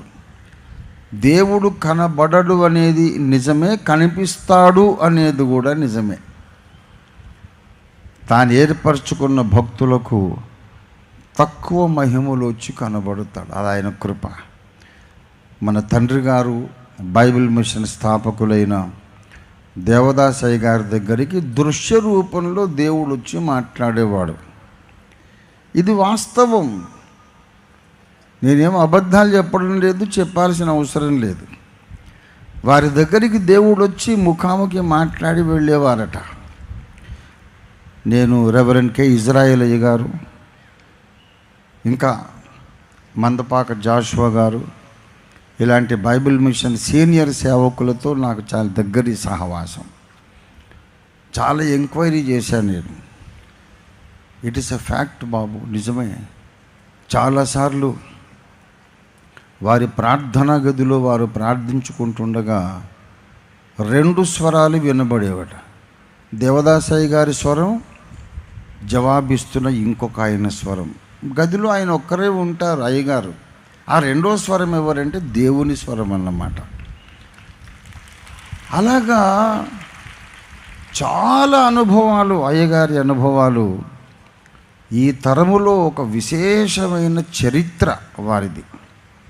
ఇంకా అలాంటి వ్యక్తిని మనం ఇంకొక రెండవ వ్యక్తినైతే ఈ ఆధునిక కాలంలో మనం చెప్పుకోలేము. మనిషితో మనిషి మాట్లాడినట్లు అయ్యగారితో మాట్లాడేవాడు. దేవుడు కనబడడా? కనబడతాడు. అది ఆయన చిత్తమును బట్టి, వీరి భక్తిని బట్టి, వీళ్ళ యథార్థతను బట్టి, ఆయన చిత్తమును బట్టి ఆయన ఏర్పరచుకున్న భక్తులకు కనబడతాడు. కానీ సాధారణంగా జనరల్ రూల్ ఏమిటంటే, మీరు ఆయనను కన్నులారా చూడకయే ప్రేమించుచున్నారు. చూడని వాణిని మనం ప్రేమిస్తున్నాం, అదృశ్యుడైన వాణిని మనం ప్రేమిస్తున్నాము, సేవిస్తున్నాము, ప్రకటిస్తూ ఉన్నాము. మరి ఆయనను చూడనప్పుడు ఆయన ఎవరో మనకి ఎలాగ అర్థమవుతుందనేది ప్రశ్న. ఎలా ఊహించుకోవాలి, మనస్సులో ఒక అభిప్రాయం ఎలా ఏర్పరచుకోవాలి అనే సమస్య ఉన్నది కనుక దేవుడు బైబిల్లో చరిత్ర రాసిపెట్టి ఆయా భక్తులతో తాను ఎలాగూ కార్యాలు జరిగించాడో, వ్యవహారం జరిపాడో ఆ చరిత్రను బైబిల్లో వ్రాయించి తనకు తాను ఒక చిరునామా, ఒక అడ్రస్ రాసుకున్నాడు. ఆయన వారి దేవుడు అనిపించుకోనటకు సిగ్గుపడడు. మోషేకు దర్శనమిచ్చాడు. మీరెవరు అని అంటే, నేను అబ్రహాము దేవుడను, యాకోబు దేవుడను, ఇస్సాకు దేవుడను. అబ్రహాము, ఇస్సాకు, యాకోబుల దేవుడు. ఒక అడ్రస్ దొరికింది. ఓహోహో, అంటే వాళ్ళ దేవుడు అంటే అర్థం ఏమిటి? వారి జీవితంలో నేను ఎలాంటి కార్యాలు చేశానో చదువుకోండి, తెలుసుకోండి. అటువంటి కార్యములు మీ జీవితాల్లో కూడా చేసే దేవుడను అని అర్థం. అబ్రహాము దేవుడు మన దేవుడు. అబ్రహాము దేవుడు మాత్రమే కాదు, అబ్రహాము కొరకు చేసిన అద్భుత కార్యాలను మన కొరకు కూడా చేసే దేవుడు ఆయన. ఇది లేఖనమిస్తున్నటువంటి సాక్ష్యము. దయచేసి రోమాపత్రిక 4వ అధ్యాయము 21-22 వచనం. దేవుని మహిమపరిచి ఆయన వాగ్దానములను సందేహింపక, ఆయన వాగ్దానము చేసిన దానిని నెరవేర్చుటకు సమర్థుడని అబ్రహాము రూఢిగా విశ్వసించి విశ్వాసము వలన బలము నొందెను. అందుచేత అది అతనికి నీతిగా ఎంచబడెను. అది అతనికి ఎంచబడినని అతని నిమిత్తం మాత్రమే కాదు కానీ, అతని నిమిత్తము మాత్రమే కాదు కానీ, మన ప్రభువైన యేసును మృతులలో నుండి లేపిన వాని యందు విశ్వాసం ఉంచిన మనకును ఎంచబడునని మన నిమిత్తము కూడా వ్రాయబడెను. అబ్రహాము దేవుని నమ్మెను, అది అతనికి నీతిగా ఎంచబడెను. అంటే మీరు నమ్మిన ఎడల మీకు కూడా మీ విశ్వాసమే నీతిగా ఎంచబడుతుంది అని అర్థం. అతనికి మాత్రమే కాదు, భక్తులందరి చరిత్ర అందుకే వ్రాయబడింది. బైబిల్లో ఉన్న భక్తులందరి చరిత్ర ఎందుకు వ్రాయబడిందంటే, అలాంటి కార్యాలు దేవుడు మన కోసం కూడా జరిగించడానికి ఇష్టపడుతున్నాడని అర్థం. ఆయన వారి దేవుడు, ఇవాళ మన దేవుడు అయ్యాడు. దేవునికి స్తోత్రం కలుగును గాక. మనము నమ్మే దేవుడు యేసయ్య ఎవరయ్యా అంటే అబ్రహాము దేవుడు, అంతకంటే ముందు హనోకు యొక్క దేవుడు. ఇవాళ ఏం ప్రసంగం చేయాలి అని తర్జన భర్జన పడుతూ అనుకుంటున్న అద్భుత కుమార్ గారు నుండి, అయ్యగారు టైం అయిపోయింది, ఇవాళ మీరు వాక్యం చెప్పొద్దులే, ఓ పాట పాడేసేయండి అని నాతో చెబితే బాగుండు అని ఆశిస్తున్నా లోపల. ఎందుకంటే టాపిక్ దొరకలే, ఏం చెప్పాలి అనుకోకుండా. మరి హనోకు రాజు గారు వాక్యం చెబుతున్న చక్కగా నా యవనారంభం గుర్తొచ్చింది నాకు. చాలా అద్భుతంగా వాక్యం చెబుతున్నారు. పరిశుద్ధాత్మ దేవుడు ఉండి ఆయన పేరు కనుక్కొని మాట్లాడుతున్నాడు. నేనేమో ఏం ప్రసంగం చేయాలో ప్రభువా నాకు తెలియచేయని నేను లోపల ప్రార్థిస్తుంటే, చెప్తానులే ఆయన పేరేంటో అడుగని. అవును, వాక్యం చెబుతున్నారు కదా, ఇప్పుడు ఎలాగ అడుగుతాం పేరు అని. సరే, దేవుడు 4 సార్లు చెప్పారన్నమాట ఆయన పేరు అడుగని. నా పక్కన కూర్చోగానే అడిగాను, బ్రదర్ మీ పేరు ఏంటి అని అడిగితే నా పేరు హనోకు రాజు అన్నాడు. అప్పుడు దొరికింది నాకు ప్రసంగం. మన దేవుడు హనోకు దేవుడు, the god of Hanok, the god of Enoch. Hanok యొక్క దేవుడు ఎందుచేతంటే హనోకు జీవితంలో జరిగించిన కార్యాలను దేవుడు మన జీవితంలో కూడా జరిగిస్తాడు. అంతేగాని సండే స్కూల్ కథలు మాత్రమే చెప్పుకోవడానికి కాదు. భక్తుల చరిత్రలు చదివినప్పుడు అదే కార్యము నాలో జరగాలని ఆశ మనలో ఉండాలి. హనోకు గూర్చి చదివినప్పుడు నేను ఒక హనోకును కావాలని ఆశ నాకు ఉండాలి, నీకు ఉండాలి. అబ్రహాము, ఇస్సాకు, యాకోబులను గూర్చి చదివినప్పుడు నేను వారి వలె ఉండాలని ఆశ, ప్రార్థన, ప్రయత్నం, సాధన, కృషి మనలో ఉండాలి. మొట్టమొదటి అద్భుతమైన విషయం, హనోకు దేవునితో నడిచెను. హనోకు ఎవరు? అనవసరమైన ప్రశ్న ఇది. హనోకు ఎవరు? అవసరం లేదు, అయినా సరే జ్ఞాపకం చేసుకుంటే మంచిది. హనోకు ఎవరయ్యా అంటే ఆదాము మొదలుకొని 7వ తరము వాడు. ఆదాము ఎవరు అంటే దేవుని సన్నిధి నుండి వెలివేయబడినవాడు. అంటే ఒక విధంగా చెప్పుకుంటే దేవుని సన్నిధి నుండి వెళ్ళగొట్టబడిన వాని మునిమనుమడు హనోకు. ఆదాము హవ్వలను ఏదెను తోటలో నుండి దేవుడు తోలివేసి అనుంది, పంపివేసి, వెళ్ళగొట్టి, దేవుని సన్నిధిలో ఇక వారికి చోటు లేదు. వారు పాపము చేసి, మానవ జాతి మూల పితరులు వాళ్ళు, మానవ జాతికి అంతటికీ తల్లిదండ్రులు వాళ్ళు, పాపము చేసి దేవునికి అవిధేయులై దేవుని మహిమను పోగొట్టుకొని వారు దేవుని చేత వెళ్ళగొట్టబడ్డారు. వెళ్ళగొట్టబడిన వారి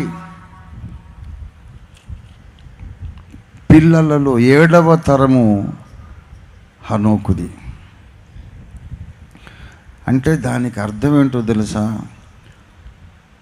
ఆదాము, నీ నిమిత్తము నేల శపించబడి ఉన్నది. ఆదాము మీద కూడా శాపం ఉంది. ఆదాము మీద ఉన్న శాపము నేలకు కూడా సంక్రమించింది, భూమికి సంక్రమించింది. ఆదాము మీద కూడా దేవుని కోపం ఉన్నది, శాపం ఉన్నది. శపించబడిన కుటుంబములో పుట్టిన ఒకడు దేవునితో నడవడం సాధ్యపడింది. It is possible. ఆదాము కుటుంబములో ఎవరైనా దేవునితో నడవచ్చు. ఆదాము మీద, హవ్వ మీద కోపడ్డాడు. నా సన్నిధిలో నివసించడానికి మీరు యోగ్యులు కారని వెళ్ళగొట్టాడు. జీవవృక్ష ఫలములు తినడానికి యోగ్యులు కారని వెళ్ళగొట్టాడు. కానీ వాళ్ళ పిల్లలలో ఒకడు, వాళ్ళ మనమలలో ఒకడితో చట్టపట్టాలు వేసుకుని నడవడానికి దేవుడు ఇష్టపడ్డాడు. ఆ దేవుడే ఇవాళ నీ దేవుడు, నా దేవుడు. దేవునికి స్తోత్రం కలుగును గాక. నీవు ఇష్టపడితే, నీవు ఆశపడితే, నువ్వు ప్రార్థన చేస్తే, కొంచెము సాధన చేస్తే, దేవుని చిత్తాన్ని నీవు గ్రహిస్తే, దేవుని ప్రణాళికను నీవు అర్థం చేసుకుంటే, దేవుని ప్రణాళికకు నువ్వు లోబడితే 100% అక్షరాల దేవుడు నీ చెయ్యి పట్టుకుని నీతో నడుస్తాడు. నువ్వు దేవుని స్నేహితుడు కాగలుగుతావు. It is possible. హనోకుతో నడిచాడు అని ఆయన గొప్పలు చెప్పడం కాదు, అది దేవుని గొప్పతనం. దేవునితో హనోకు నడుచుట హనోకు గొప్పతనము మాత్రమే కాదు, దేవుని గొప్పతనం. నేను వెలివేసిన దావీదు మునిమనవడవు నువ్వు, వెళ్ళురా, నీకు నా సన్నిధిలో స్థలము లేదు, అవకాశం లేదు, గెట్ అవుట్ అని అనొచ్చు దేవుడు. కానీ దేవుడు ఎంత దయామయుడో చూడండి. ఇంకొక విషయం చెబుతున్నాను. హనోకు మొత్తము జీవించింది 365 సంవత్సరాలు. అందులో మొదటి 65 సంవత్సరాలు దేవునితో నడవలేదు. ఈ సంగతి మనం జ్ఞాపకం పెట్టుకోవాలి. దయచేసి ఆదికాండం 5వ అధ్యాయములోనికి నాతో పాటు రావలసిందిగా మనవి చేస్తున్నాను. దయచేసి ఆదికాండము 5:23. హనోకు దినములన్నీ 365 ఏండ్లు. లెక్క పెట్టుకోండి.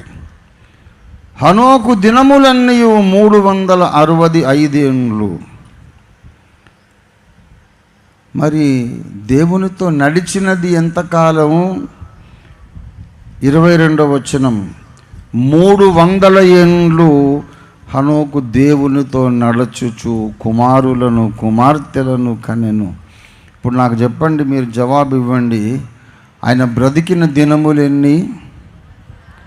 365 సంవత్సరాలు. దేవునితో నడిచిన కాలం ఎంత? 300 సంవత్సరాలు. మరి 65 ఏళ్ళు ఎవరితో నడిచాడు? ఆయన బ్రతికినంత కాలం దేవునితో నడవలేదు. బ్రతికిందేమో 365 ఏళ్ళు, దేవునితో నడిచింది మాత్రం 300 ఏండ్లే. మరి 65 ఏళ్ళు ఎటుపోయినాయి? లోకముతో నడిచాడు.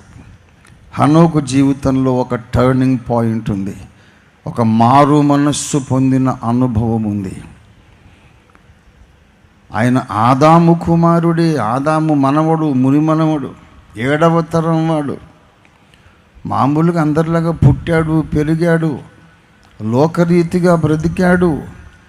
ఏం జరిగిందో మనకు తెలియదు. పరదేశుకు పోయిన తరువాత అడగాల్సిందే. కానీ ఏదో జరిగింది. నేను లోకముతో కలిసి లోకము కొరకు లోకస్తులలాగా జీవించకూడదు. సృష్టికర్త అయిన దేవునితో నేను సమాధానపడాలి అన్న కోరిక ఆయనలో పుట్టింది. ఆశ గల వారి ప్రాణాన్ని దేవుడు తృప్తిపరుస్తాడు.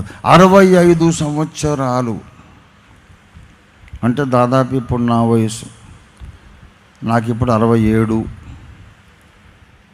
ఇంత వయసు వచ్చేదాకా దేవునితో నడవలేదు. ఆయన లోకముతో నడిచాడు, లోకరీతిగా ఆలోచించాడు, లోకరీతిగా ప్రవర్తించాడు, దేవుణ్ణి పట్టించుకోకుండా జీవించాడు. 65 ఏళ్ల జీవితం తర్వాత తన హృదయంలో ఒక గ్రహింపు వచ్చింది. నాకు దేవుడు అవసరం, దేవుడు కావాలి నాకు అనుకున్నాడు. దేవుని తట్టు మళ్ళుకున్నాడు. దేవుడు రమ్మని దేవుడే కానీ పొమ్మని దేవుడు కాదు. నా యుద్ధకు వచ్చువాని నేను ఎంత మాత్రమును బయటికి త్రోసివేయనన్నాడు. ఏరా, ఇంతకాలం ఎక్కడికి పోయావు? సిగ్గు లేదా? ఇప్పుడు వచ్చావు నా దగ్గరికి అనలేదు ఆయన. గడిచిన కాలం ఏదో గడిచింది, పోనీ కుమారుడా, ఇప్పుడు నేను నీకు కావాలని వచ్చావు గనుక నీవు కూడా నాకు కావాలన్నాడు దేవుడు. హనోకు దేవునితో సమాధానపడ్డాడు, మారు మనసు పొందాడు. తన జీవితంలో 2 భాగాలు ఉన్నాయి. దేవునితో నడవని భాగం ఒకటి, దేవునితో నడిచిన భాగం ఒకటి. 65 ఏళ్ల వయసులో దేవుని తట్టు మళ్ళుకొని మిగతా 300 సంవత్సరాలు దేవునితో హనోకు నడిచాడు. దేవుడు అతన్ని తీసుకొని వెళ్ళాడు. ఇవాళ కూడా నీవు ఒక తీర్మానం చేస్తే, ఇంతవరకు ఎలా బ్రతికావో తెలీదు, ఎలా బ్రతికావో, ఎవరితో ఏకీభవించావో, ఎవరి సంతోషం కొరకు బ్రతికావో, ఇవాళ నీవు తీర్మానిస్తే దేవుడు దిగొస్తాడు. ఈ రోజు మొదలుకొని నీవు కూడా నీ మిగిలిన జీవితకాలం దేవునితో నడవచ్చు, నడవడానికి అవకాశం ఉంది. ఆయన వారి దేవుడు. ఎందుకంటే వారి కోసం మాత్రమే కాదు, అలాంటి పనులే మన కొరకు చేస్తానని దేవుడు లేఖనంలో రాయించాడు. దేవునికి స్తోత్రం కలుగును గాక. హనోకుతో నడిచిన దేవుడు, హనోకును తనతో నడిపించిన దేవుడు నిన్ను నన్ను ఎందుకు నడిపించాడండి? మనం ఆయనతో అటు మళ్ళుకోవాలి, కానీ ఒక చిన్న ప్రార్థన చేయాలి. యేసయ్యా, నేను నీతో నడుస్తాను. సృష్టికర్తవైన దేవా, నీతో నాకు స్నేహం కావాలి. నీ హృదయంలో నిజంగా ఆ ప్రార్థన ఉంటే దేవుడు తప్పకుండా నీలో కార్యం జరిగిస్తాడు. ఫాదర్ ముంగమూరి దేవదాసయ్య గారి దగ్గరికి ఒక నాస్తికుడు వచ్చాడట. దేవుడు లేడు పెద్ద అయినాను, అనవసరంగా అందరినీ మోసం చేసి గలిబిలి చేస్తున్నావు, దేవుడు లేడు, ఏమీ లేడు అన్నాడట. అవునా బాబు, సరే నువ్వు పని చెయ్యి, ఒక ప్రార్థన చెయ్యి అన్నాడు అయ్యగారు. అంటే ప్రార్థన చేయడం ఏంటండి? లేనోడికి ఎలా ప్రార్థన చేస్తాం? దేవుడు లేడు అని నేను అంటూ ఉంటే లేని దేవుడికి ఎలా ప్రార్థన చేయాలి? ఏమైనా అర్థం ఉందా మీరు చెప్పే దాంట్లో? అయినా సరే లేడు అని అనుకుంటున్నావు కదా, అయినా ప్రార్థన చెయ్యి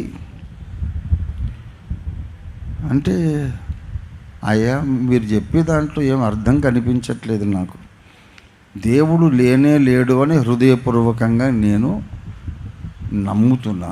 లేడు లేడు లేడు లేడు. ఇక లేనోడితో నేను ఏమని మాట్లాడాలి, ఎలా మాట్లాడాలి, ఏమన్నా ప్రయోజనం ఉందా? నాకు చూపించండి, ఉన్నాడని నిరూపించండి, అప్పుడు నేను మాట్లాడతాను. అంటే లేదు బాబు, నువ్వు ప్రార్థన చెయ్యి అన్నారు అయ్యగారు. ఆయన అన్నాడు, ఏం ప్రార్థన చేయాలి అంటే, దేవా నేను పాపిని, నా పాపములు క్షమించుము అని ప్రార్థన చేయాలంటే, ఆయన వెటకారంగా ఆ నాస్తికుడు సరే అని కళ్ళు మూసుకొని, దేవా నేను పాపిని, నన్ను క్షమించుము అని కళ్ళు తెరిచి చేశాను, ఇప్పుడు ఏమైంది అన్నాడు. ఆపేశావే, అలా చెప్తానే ఉండు, మళ్ళీ చెప్పు అన్నారు అయ్యగారు. ఇది వాస్తవం. అయ్యగారి జీవితంలో జరిగిన ఒక అద్భుతం, దేవుడు చేసిన ఒక అద్భుతం. పచ్చి నాస్తికుడు వచ్చాడు, దేవుడే లేడు, కరడు గట్టిన నాస్తికుడు వెటకారంగా అన్నాడు, అయ్యా ప్రార్థన చెయ్యి అంటున్నారు కదా, చేస్తాను. దేవా నేను పాపిని, నన్ను క్షమించు అని కళ్ళు తెరిచి చేసేసానుగా, ఇప్పుడు ఏమైంది అన్నాడట. ఆపేశావే, మళ్ళీ చెప్పు ఎన్నిసార్లు చెప్పాలి? అలా చెప్తా ఉండు నాయన, ఏం ఖర్చు కాదు కదా, చెప్తా ఉండు అన్నాడు. వాడు దేవా నేను పాపిని, నన్ను క్షమించము, దేవా నేను పాపిని, నన్ను క్షమించమని 5-6 సార్లు చెప్పాడు. ఆ తర్వాత అతనికి మనోనిదానం వచ్చేసింది, కాన్సన్ట్రేషన్ కుదిరింది. నమ్మకం లేనోడే, నాస్తికుడే, కానీ మనస్సు కాన్సన్ట్రేషన్ వచ్చేసింది. ఇదేంటో కమ్మగా ఉంది, చెబుతుంటే బాగుంది, ఇలాగే చెబుదామని ఇక ఆపకుండా చెబుతున్నాడట. 5 సార్లకు అంటుకుంది సన్నిధి. 10 సార్లు, 20 సార్లు, 30 సార్లు చెప్పేసరికి అతను బిగ్గరగా కేక పెట్టి, అయ్యో నేను పాపిని, దేవా నేను పాపిని. నాకు ఇప్పుడు అర్థమైంది, దేవుడు నాతో మాట్లాడాడు, నేను పాపిని, నా పాప జీవితం అంతా కనబడుతుంది సినిమాలాగా. నేను పాపినని బోరుమని కన్నీరు గార్చి ఏడ్చి ప్రభువును హృదయంలో చేర్చుకొని రక్షణ పొందాడు ఒక నాస్తికుడు, మన తండ్రి గారు దేవదాసయ్య గారి ద్వారా. అలాగే లక్షల మంది అనుకోండి.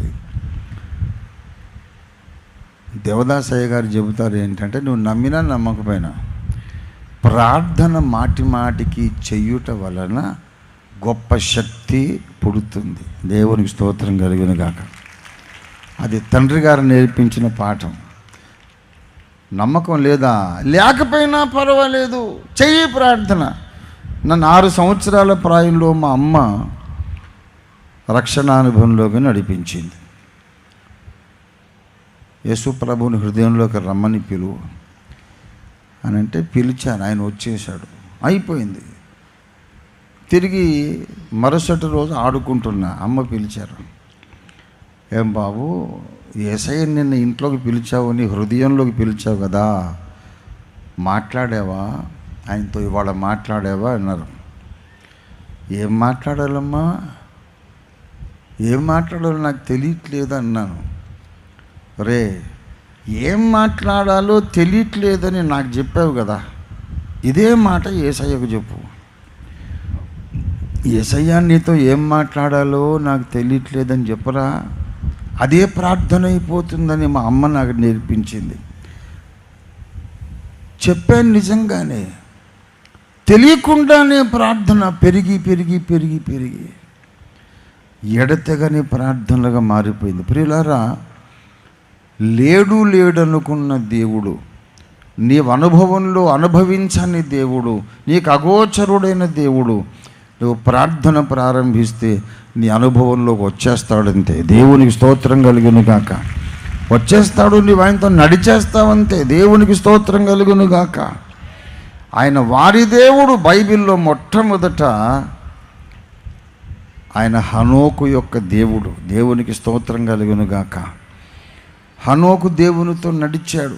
చాలా శాస్త్రం చెప్పాలి, ఇప్పుడు సమయం లేదు. వెళ్ళగొట్టబడిన వారిని, వెలివేయబడిన వారిని దేవునితో నడిచేవారుగా చేయడానికే ఆ దేవుడు నరావతారమెత్తి కల్వరి కొండ మీద మధ్య శిలువలో మన కొరకు వ్రేలాడి దెబ్బలు తిని రక్తమును గార్చి చనిపోయి మళ్ళీ లేచాడు. యేసు కార్చిన రక్తం ఎందుకు అంటే వెలివేయబడిన వారిని దేవుని స్నేహితులుగా చేయడానికి. 2 కొరింథీ పత్రిక 5:19 చెప్పాడు, దేవుడు వారి అపరాధములను వారి మీద మోపక క్రీస్తునందు లోకమును తనతో సమాధానపరుచుకున్నాడు. ఆయన శిలువ రక్తము చేత సంధి చేశాడన్నాడు. దేవునికి స్తోత్రం కలుగును గాక. ప్రభునందు ప్రియులారా, హనోకు పొజిషన్లోకి నిన్ను తీసుకురావడానికే శిలువ యజ్ఞం జరిగింది. ఊరికే గుడ్ ఫ్రైడే కొరకు మాత్రమే కాదు. ఎన్ని గుడ్ ఫ్రైడేలు చేసినా దానికి ఒక ప్రయోజనం ఉండాలి. నువ్వు ఒక హనోకువు కావాలి. దేవునికి స్తోత్రం కలుగును గాక. గుడ్ ఫ్రైడే నాడు ఆయన శిలువను మనం ధ్యానిస్తాము, 7 మాటలు ధ్యానిస్తాం, కన్నీరు గారుస్తాం.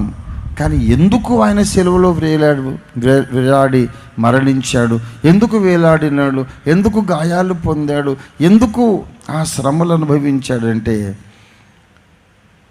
ఏడ్చి ఊరుకోవడానికి కాదు, ఆ రక్తము ద్వారా మనం దేవునితో సమాధానపడి దేవుని చెయ్యి పట్టుకొని దేవునితో నడవాలి. దేవునికి స్తోత్రం కలుగును గాక. హల్లెలూయా. హనోకు దేవుడు ఆయన. ఇక బైబిల్లో భక్తులందరినీ అలాగ మనం ఆలోచిస్తే చాలా సంగతులు మనం నేర్చుకోవచ్చు. ఒక 100 ప్రసంగాలకు సరిపడే ఒక అంశాన్ని ఇవాళ మీ ముందు నేను మొదలుపెట్టానంతే. ఇంటికి వెళ్ళి మీరు ధ్యానం చేసుకోండి. మరో వేదిక మీద దీన్ని ఎప్పుడైనా కొనసాగిస్తానేమో తెలియదు. కానీ ఒకటి మాత్రం నేను చెబుతాను, దేవునితో సమాధానపడి దేవునితో నడవడానికి నిన్ను ఆయన ప్రోత్సహించే దేవుడు హనోకు యొక్క దేవుడు. అబ్రహాము దేవుడు, ఇస్సాకు దేవుడు, యాకోబు దేవుడు మనం విన్న ప్రసంగాలే. కానీ ఇంకో విచిత్రం చెబుతానండి, ఆయన వాళ్ళ దేవుడు మాత్రమే కాదు. అబ్రహాము, ఇస్సాకు, యాకోబు, హనోకు, నోవహు వారి దేవుడు మాత్రమే కాదు, పరిశుద్ధాత్మ దేవుడు నడిపించగా చెబుతున్నాను, ఆయన ఇంకొకరి దేవుడుగా కూడా చెప్పబడ్డాడు. దానియేలు గ్రంథములోనికి రండి దయచేసి. దానియేలు గ్రంథము 3వ అధ్యాయం.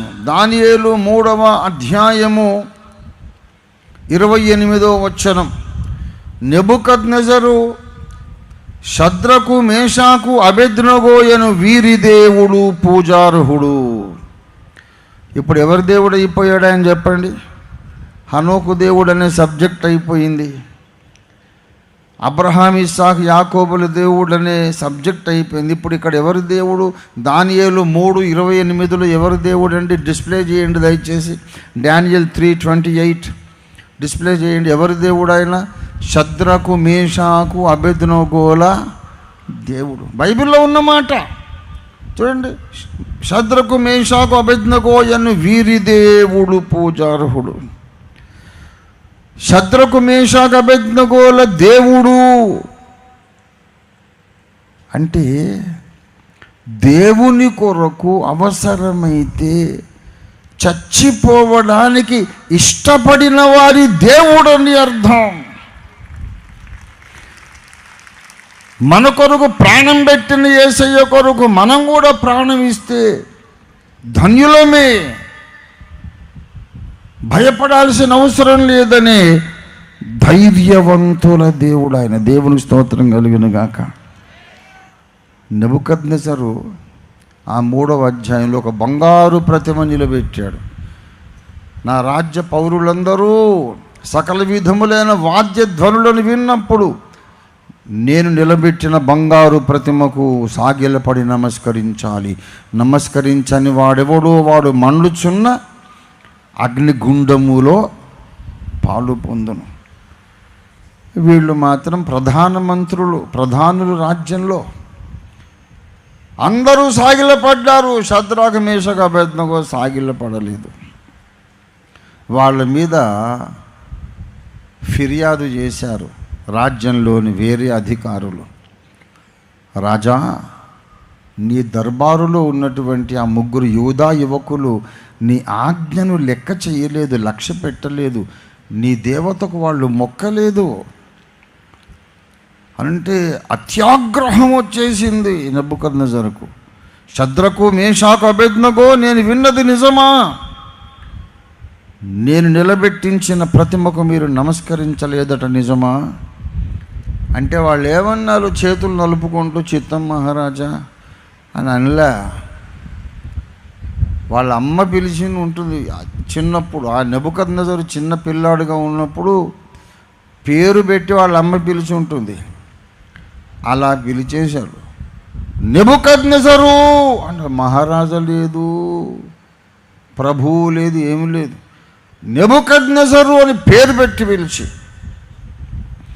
ఇందును గూర్చి నీకు ప్రత్యుత్తరం ఇయ్యాలనే చింత కూడా మాకు లేదన్నారు. మేము నమ్ముచున్న మా దేవుడు, మేము సేవించుచున్న జీవము గల దేవుడు ఈ మండుచున్న అగ్నిగుండము నుండి మమ్మను తప్పించి విడిపించ సమర్థుడు. ఒకవేళ తప్పించకపోయినా సరే మేం మాత్రము నీ ప్రతిమకు మొక్కమనేసారు. తప్పించకపోయినా సరే అంటే అర్థం ఏంటి? ఆ అగ్నిగుండంలో పడి మాడి మసైన బూడిదైన అయిపోతాం, కానీ మేము మాత్రము ధర్మశాస్త్రానికి విరోధంగా నీవు నిలబెట్టించిన ఈ ప్రతిమకు మొక్కం. ఇక్కడ అగ్నిగుండానికి భయపడితే, విగ్రహారాధన మేము చేస్తే బైబిల్కి విరోధంగా, ధర్మశాస్త్రానికి విరోధంగా ప్రాణభయంతో మేము లోబడిపోతే, ఇక్కడేమో అగ్నిగుండం ఉంది, పైన అగ్నిగంధకముల గుండం ఉంది. అందులో పడకుండా ఉండడం మా ఉద్దేశం. దీన్ని తప్పించుకొని అగ్నిగంధకాల గుండంలో పడే కంటే అగ్నిగంధకముల నిత్యాగ్ని గుండంలో పడకుండా తప్పించుకోవడానికి ఇక్కడ కాలి చచ్చిపోవడమే మంచిది. ఇప్పుడు చచ్చిపోకపోయినా రేపైనా చచ్చిపోతాంగా, ఎల్లుండైనా చచ్చిపోతాంగా, మాకేం భయం లేదు. నువ్వేం చేస్తావో చేసుకోమన్నారు వారి దేవుడు. ఒక మాట నేను అడుగుతున్నాను, శద్రకు మేషాకు అబేద్నెగోల దేవుడే ఇవాళ మన మధ్య సంచరిస్తున్నారు. కానీ ఆ దేవుని యొక్క శద్రకులు ఎక్కడున్నారు? ఆ దేవుని యొక్క మేషాకులు అబేద్నెగోలు ఎక్కడున్నారు? హనోకు యొక్క దేవుడు ఉన్నాడు ఇక్కడ. కానీ ఆ దేవుని తట్టు తిరిగిన హనోకులు ఎక్కడున్నారు? ఏలియా యొక్క దేవుడు ఆయన, కానీ ఆ దేవుని యొక్క ఏలియాలు ఎక్కడున్నారు? ఆ దేవుని యొక్క అబ్రహాములు ఎక్కడున్నారు? అబ్రహాము దేవుడు, యాకోబు దేవుడు, ఏలియా దేవుడు వచ్చాడు ఇక్కడ. ఎందుకొరకు వచ్చాడంటే ఇక్కడ కూడా కొందరు అబ్రహాములు ఉంటారని, కొందరు ఏలియాలు ఉంటారని, హనోకులు ఉంటారని, షద్రకు మేషాకు అబేద్నెగోలు ఉంటారని ఆశపడి వచ్చాడు. ఉన్నారా? మరి నీవు ఉన్నావా? నీవు ఒక తీర్మానం చేయగలవా? దేవా, రానున్న దినాల్లో అవసరమైతే నీ కొరకు నేను ప్రాణాలైన అర్పించటానికి సిద్ధపడిన తెగింపు ధైర్యము కలిగిన షద్రకునవుతాను, అబేద్నెగోనవుతాను, మేషాకునవుతాను. దానియేలు యొక్క దేవుడని కూడా ఉంది. ఇదే దానియేలు 6వ అధ్యాయంలో, దానియేలు, నీవు నిత్యము సేవించుచున్న నీ దేవుడు సింహముల గుహలో నిన్ను రక్షించేనా అంటాడు రాజుగారు. వీళ్ళంతా తెగింపు కలిగిన భక్తులు. ప్రభునందు ప్రియులారా, దేవుడు దానియేలు యొక్క దేవుడు మాత్రమే సుమా, పిరికోళ్ళ దేవుడు కాదు. షద్రకు మేషకు అబేద్నెగోలకు మాత్రమే దేవుడు ఆయన. ప్రాణభయముతో దేవునికి విరోధమైన మార్గంలోకి వెళ్ళిపోయే వాళ్ళకి ఆయన దేవుడు కాదు. ఇవాళ బాగానే ఉన్నాం, మనం సంతోషంగా ఉన్నాం, స్వేచ్ఛగా ఆరాధించుకుంటున్నాం. కానీ త్వరలోనే మనకు ప్రతికూల సమయం వస్తుంది ప్రియులారా. అది లేఖనమే, దానికి ఏ ప్రభుత్వము కారణం కాదు. లేఖనం చెబుతుంది రానున్నది శ్రమల కాలం. దాన్ని మహాశ్రమల కాలం అంటారో, మీరు మామూలు శ్రమల కాలం అంటారో తెలియదు. కానీ మణిపూర్ అనే రాష్ట్రం ఉంది ఈశాన్య దిక్కులో మన భారతదేశానికి. అక్కడ క్రైస్తవ విశ్వాసుల మీద భయంకరమైన హింసలు మొన్ననే జరిగినాయి. 1 సంవత్సరం 2 సంవత్సరాల క్రితం. వివరించి చెప్పలేను, తలుచుకుంటే కన్నీళ్ళాగవు నాకు. చదివారా మీరు వార్తాపత్రికల్లో? విన్నారా మీరు? భారతదేశంలో 29 రాష్ట్రాలు ఉన్నాయి. మణిపూర్ ఒక శాంపుల్. త్వరలోని అన్ని రాష్ట్రాలు మణిపూర్ లాగా మారే ప్రమాదం అయితే పొంచి ఉన్నది. ఆ దినాన దేవునితో నడవగలిగే హనోకులు ఎవరయ్యా అంటే షడ్రకు మేషాకు అబేద్నెగో లాంటి తెగువ కలిగిన వారే, ధైర్యవంతులే దేవునితో నడవగలుగుతారు. ధైర్యం లేని వారు ఏం చేస్తారంటే రక్షణ పోగొట్టుకుంటారు, లోకంలో కలిసిపోతారు.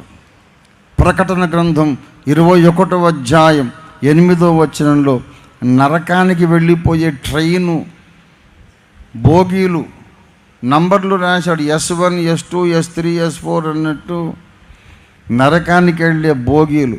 మొట్టమొదటి బోగి మీద రాశాడు పిరికివారు, రెండవ బోగి మీద అవిశ్వాసులు. రెండవ బోగిలో ఎవరున్నారండి? చెప్పాలి, ఎవరున్నారు? ప్రకటన 21:8. రెండవ బోగిలో ఎవరు? అవిశ్వాసులు. మొదటి బోగిలో ఎవరున్నారు? పిరికివారు. అంటే అర్థం ఏంటి? ఈ పిరికోళ్ళు ఎవరన్నమాట? అవిశ్వాసులు గారు. అవిశ్వాసుల పెట్టె వేరే ఉంది.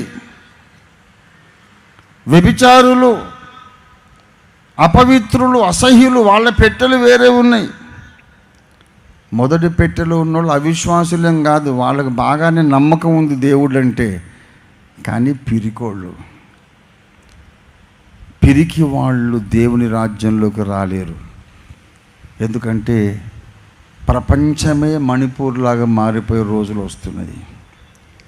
ఒకవేళ అంతకంటే ముందు మనం వెళ్ళిపోతే ధన్యులమే. యెషయా గ్రంథం 57:1 చెప్పినట్టు, కీడు చూడకుండునట్లు నీతిమంతులు కొనిపోబడుచున్నారు. కానీ మనమైతే సిద్ధంగా ఉండాలి. ఆ శోధన కాలములో దేవుడు మనల్ని కాపాడుతాడు. మరి మనం ధైర్యంగా ఉండొద్దు? అగ్నిగుండములో దేవుడు షద్రకు మెషకు అబేద్నెగోలను కాపాడాడా లేదా చెప్పండి. కాలిపోయారా వాళ్ళు? కాపాడినాడు. ఎప్పుడు కాపాడాడు? నేను కాలిపోయినా సరే అని తెగించినప్పుడు కాపాడాడు. దేవునికి స్తోత్రం కలుగునుగాక. మన దేవుడు ధైర్యవంతుల దేవుడు, మరణానికైనా భయపడని విశ్వాసులకైన దేవుడు, వారి దేవుడు. ఆయనే సిలువలో మరణించి తిరిగి లేచి నీ దేవుడైనాడు, నా దేవుడైనాడు. ఇవాళ ఆయన అబ్రహాము దేవుడని చెప్పుకుంటే ప్రయోజనం లేదు. మనం అబ్రహాములం కావాలి. హనోకు దేవుడని చెప్పుకుంటే సరిపోదు. 65 ఏళ్ల వయసులో హనోకు దేవుని తట్టు తిరిగినట్లు మనం తిరగాలి. షద్రకు మేషాకు అబేద్నెగోల దేవుడని చెప్పుకుంటే సరిపోదు. ఆయన కొరకు అవసరమైతే ప్రాణములు అర్పించడానికైనా సిద్ధంగా మనం ఉంటే ఆయన మన దేవుడు అవుతాడు. ఇవాళ ప్రసంగం ఏంటంటే, హనోకు దేవుడు ఉన్నాడు, ఆయన ఈ తరములో హనోకుల కొరకు వెతుకుతున్నాడు. ఏలియా దేవుడు ఆయన ఉన్నాడు, ఆయన ఈ తరములో ఈ సభలో ఏలియాలు ఎక్కడా అని వెతుకుతున్నాడు. అబ్రహాం, ఇస్సాకు, యాకోబులు దేవుడు ఉన్నాడు, ఆయన దిగి వచ్చాడు. ఈ తరంలో ఈ దేశంలో అబ్రహాములు ఎక్కడని వెతుకుతున్నాడు. దానియేలులు ఎక్కడని వెతుకుతున్నాడు. షద్రకు మేషాకు అబేద్నెగోలు ఎక్కడని వెతుకుతున్నాడు. నేనున్నాను స్వామి, నేను షద్రకు నవ్వుతాను, అబేద్నెగో నవ్వుతాను, దానియేలు నవ్వుతానని తీర్మానం చేద్దాం. ఆ ఆశ నీకుంటే, ఆ తీర్మానం నీకుంటే, పరిశుద్ధాత్మ దేవుడు నిన్నొక విశ్వాస వీరునిగా, దేవుని స్నేహితునిగా, ఎదిరించే వారందరికీ దేవుని జవాబుగా నిన్ను నిలబెడతాడు. దేవుడి వాక్యాన్ని మన వినికిడిలో ఆశీర్వదించునుగాక. రండి మనం ప్రార్థన చేసుకుందాం. ప్రార్థన, చిన్న మాట ప్రార్థన చేసుకొని ముగించుకుందాం. అందరము కన్నులు మూసుకొని అవకాశం ఉంటే మోకరించండి. 2 చేతులు ఆకాశం తట్టు పైకెత్తి చిన్న ప్రార్థన చేసుకుందాం. దేవా, ఆ భక్తుల దేవుడవుగా నీవు పిలువబడుతున్నావు. కానీ ఆ దేవుని యొక్క భక్తులముగా మేము భూమి మీద గుర్తించబడడానికి మాకు సహాయం చేయండి. అబ్రహాము దేవా, ఇస్సాకు దేవా, యాకోబు దేవా, షద్రకు మేషాకు అబేద్నెగోలు దేవా, దానియేలు యొక్క దేవా, హనోకు యొక్క దేవా, మేము నీ హనోకులమై, నీ షద్రకు మేషాకు అబేద్నెగోలమై, నీ అబ్రహాములమై బ్రతుకుటకు సహాయం చేయండి. రండి ప్రభువా, నీతో నేను నడుస్తాను. రండి ప్రభువా, నేను నీకు అబ్రహాములాగా లోబడతాను. నా బ్రతుకులోకి రండి ప్రభువా, నేను షద్రకు మేషాకు అబేద్నెగోలాగా నీ కోసం సాక్షిగా నిలబడతాను. పరిశుద్ధ తండ్రి, నన్ను బలపరచు అనే ప్రార్థన మనం చేద్దాం.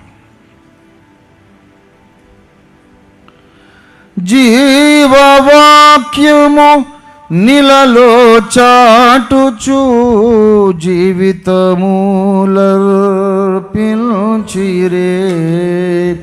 జీవవాక్యము ఇలలో చాటుచు జీవితమూలర్పించిరే.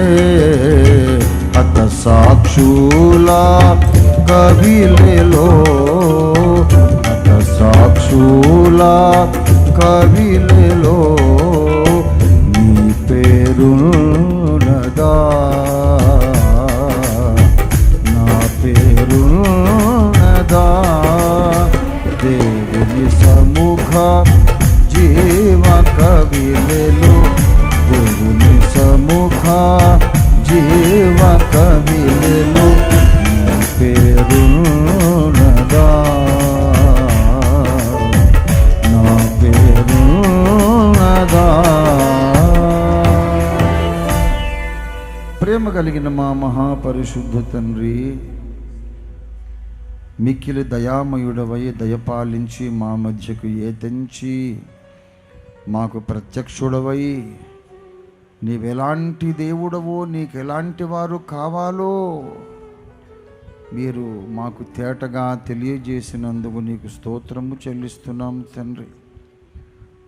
బలహీనుడైన ఈ నీ అయోగ్యదాసుని ప్రయాసను మీరు ఫలింపజేయండి. నీ కృపలో నీ వాక్యానికి మా అందరి హృదయ క్షేత్రాల్లో నీరు కట్టి ఫలింపజేయండి. మాలో కొందరు కాదు, ప్రతి ఒక్కరూ ఈ తరములో హనోకులై, ఏలియాలై, అబ్రహాములై, దానియేలులై, షడ్రకు, మేషకు, అబేద్నెగోలై ఈ తరములో ప్రభువా నీతో నడిచి ఎత్తబడుటకు సహాయం చేయమని యేసు అద్భుత నామంలో స్తుతించి ప్రార్థిస్తున్నాము తండ్రి. ఆమేన్. అందరికీ వందనాలు. థ్యాంక్ యూ వెరీ మచ్ అయ్యగారు. Thank you.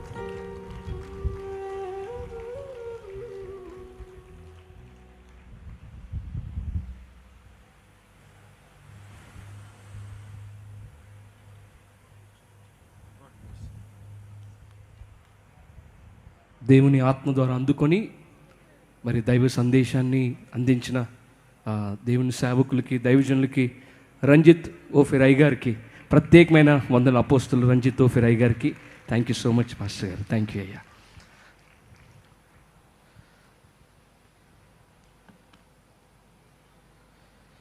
వారి దేవుడు అనిపించుకున్నటకు సిగ్గుపడలేదు.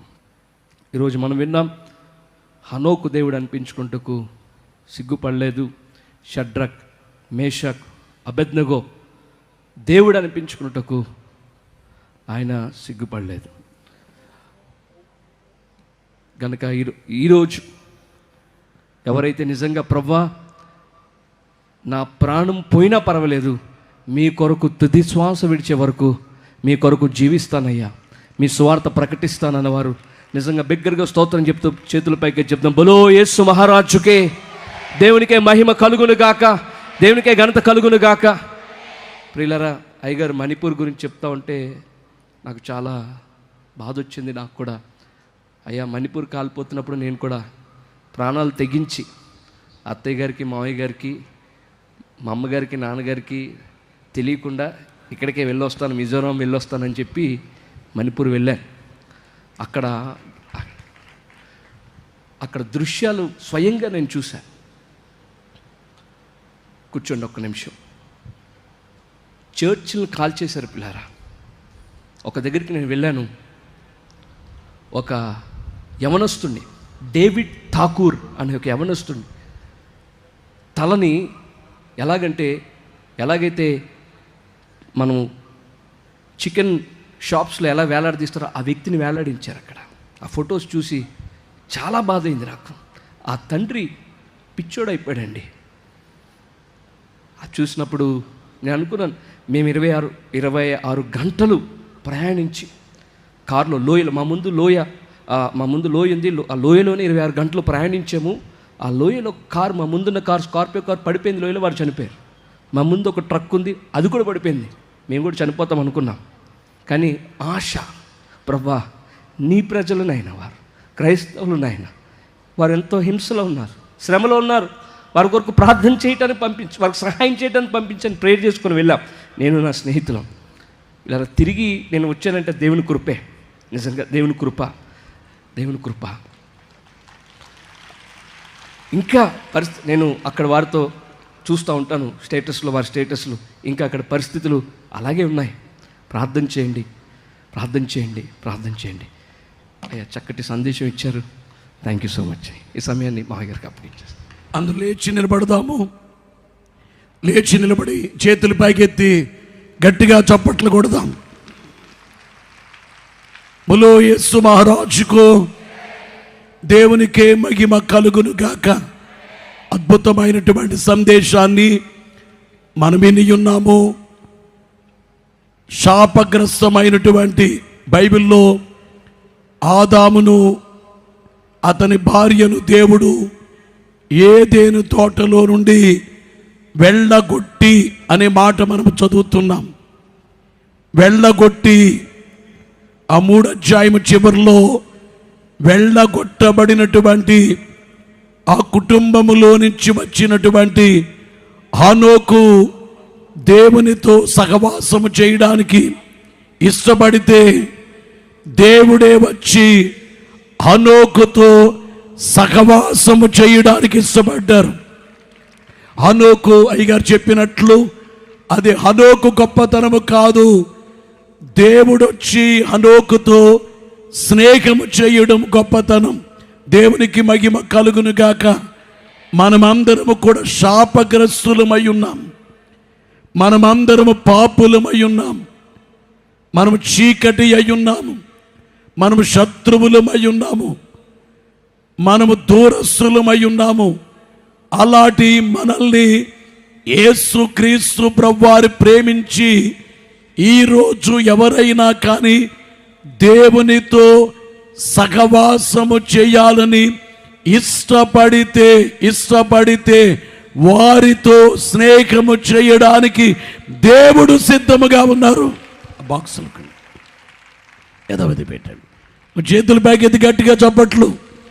బలో యేసు మహారాజుకో.